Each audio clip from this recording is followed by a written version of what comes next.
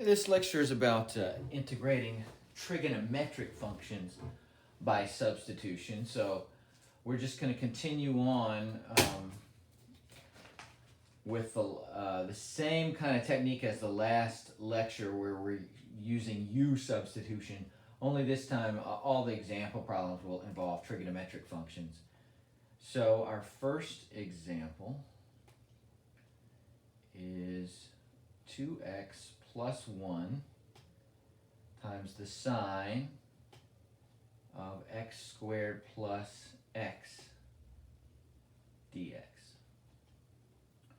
Okay, so we want to pick u so that if we take the derivative of it, it's sitting in the problem. So if you take the derivative of x squared plus x, that'd be 2x plus 1, which is sitting right there in the problem. So u is x squared plus x.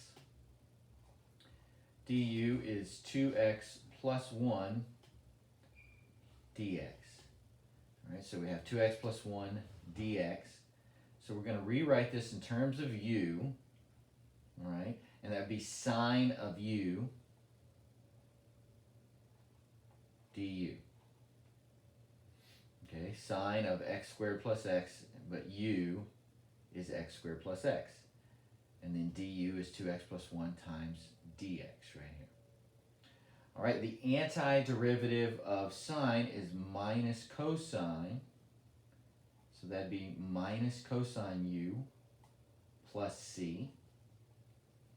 And then we need to substitute x squared plus x back in for u. So that'll be minus cosine x squared plus x plus c. You can check that by taking the derivative of it, and you'll end up right back at the equation that we started with. All right?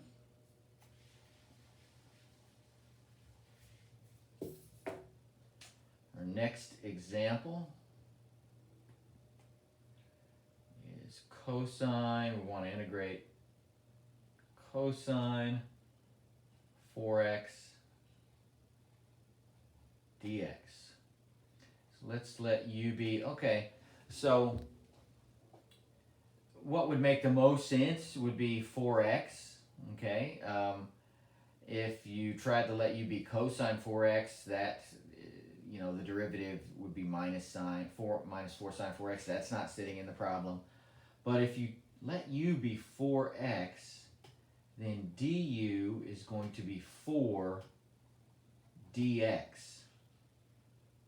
Okay, and so dx is what's sitting in the problem. So if I divide both sides by 4, 1/4 du is equal to dx. So we could rewrite this as 1/4 cosine u du.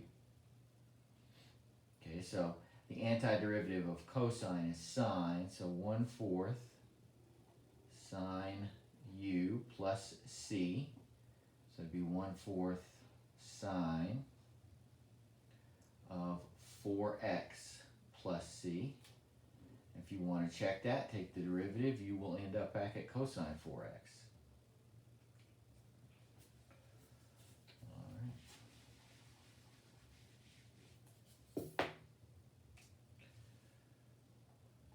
Third example.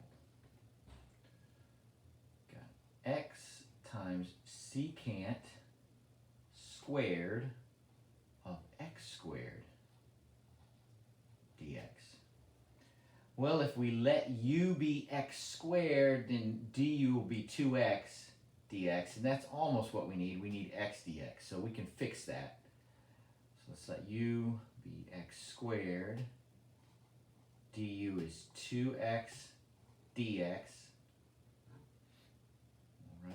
1/2 du is x dx, and that's what we need, x dx. So we can rewrite this as 1/2 out front, and have secant squared of u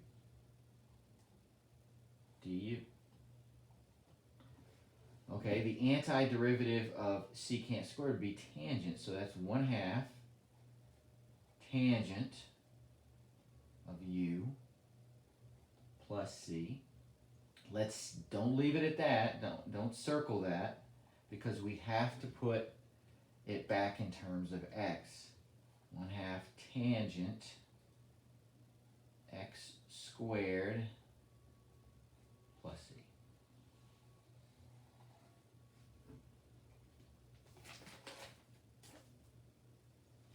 All right, we're moving right along.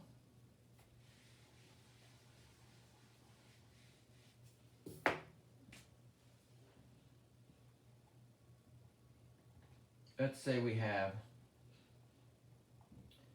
sine x cosine x dx. Now you've got a couple different opportunities here. You could pick, so if you pick just x, dx is sitting out in the problem, but that really doesn't help us integrate it all. So you could pick sine x, because the derivative of sine x is cosine x, and that's sitting there. Or you could pick cosine x, because the derivative of cosine x is minus sine x, so we could fix that negative by bringing it out front. I think the easier one is to let u be sine x, then I'm not having to deal with a stray negative that might mess me up. So du is going to be cosine x dx, and that's sitting right there in the problem. So let's rewrite that as u, so that's this part, that's the u part, and then the du part is this, so just u du. So that's 1/2 u squared plus c, 1/2 sine x, we're putting the sine x back in, squared plus c. Let's check this one. Okay, so it's going to be 2 times 1/2, that'll be 1, times sine x to the first power, times the derivative of the block, which is cosine x. So yeah, it works. Always good to check, especially on a test. If you have time, go back and check them all.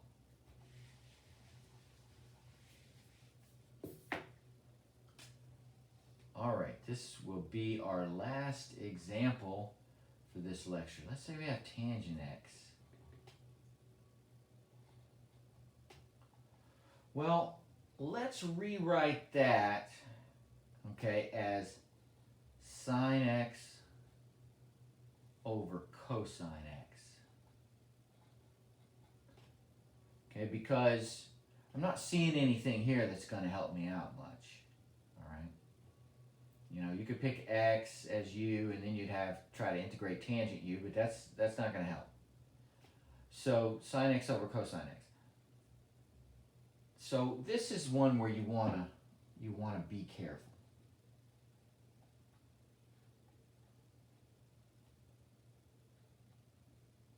So if you let u equals sine x, du will be on the bottom.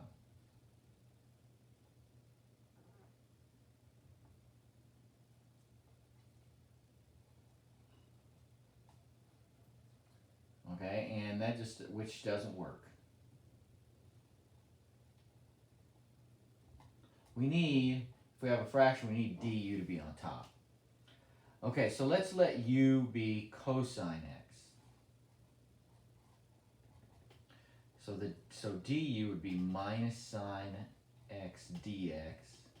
So I can bring that minus to the other side, and then we have sine x dx. Now I can rewrite this thing as, we got a minus out front, right? Sine x dx, we got u on the bottom, sine x dx is du, so I'd have du over u. Okay, this is foreshadowing, because you haven't learned how to do this one yet, and this is not one that'll be on the Chapter 4 test, but we will start doing it in Chapter 5. The antiderivative of du over u is the natural log of the absolute value of u plus c. So we're kind of foreshadowing here.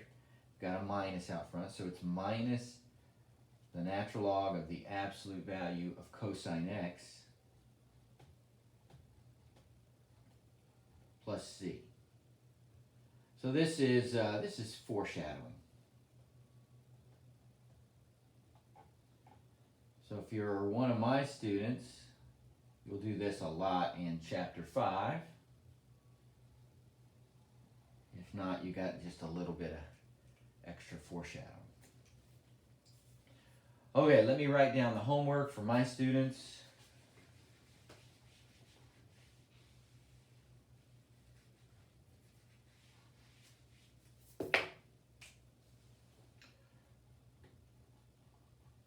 All right, the homework is, so this would be on, I'm not totally sure what page this is on. Probably somewhere around 296. Okay, so could be 297, 298, but that's a good place to look. 33 through 41 odd. All right, and on these, the back of the book uses trig identities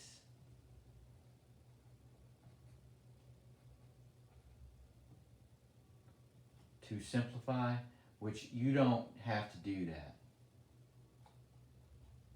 Except for the simple ones like tangent is sine over cosine, you know, cotangent's cosine over sine, that kind of stuff is, yes, I would expect that, but not the, 1 plus tangent squared equals secant squared. You don't have to use all that stuff for my homework problems. So I'll give you a snapshot of in Microsoft Teams of the answers I would accept, but don't let, if anything looks weird in the back of the book, don't let that upset you too much. All right, just look at the snapshot I put on Microsoft Teams. All right, that'll do it for this lecture, and I will talk to you next time.